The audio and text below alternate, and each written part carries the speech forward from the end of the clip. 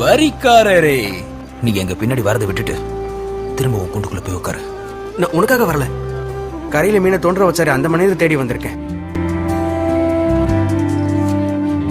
விவரிக்க முடியாத அழைப்பு இது, சொற்கள் அடுத்து புரியாத உறவு இது, அழைத்தவர் உடன் வரும் பயணம் இது.